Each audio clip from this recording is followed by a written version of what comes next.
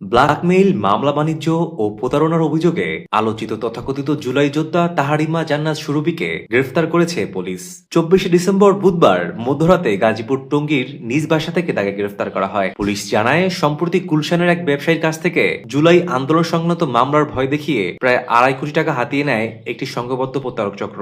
তদন্তে উঠে এসেছে, এই চক্রটির নেতৃত্বে ছিলেন সামাজিক যোগাযোগ মাধ্যমের ভাইরাল পরিচিত মুখ তাহারিমা জান্নাত সুরভি। পুলিশের প্রাথমিক তদন্তে জানা গেছে, চক্রটি বিভিন্ন ভুক্তভোগীর কাছ থেকে ব্ল্যাকমেইলিং, চাঁদাবাজি ও ভয়ভীতি প্রদর্শনের মাধ্যমে ইতিমধ্যে প্রায় 50 কোটি টাকা আদায় করেছে বলে অভিযোগ রয়েছে।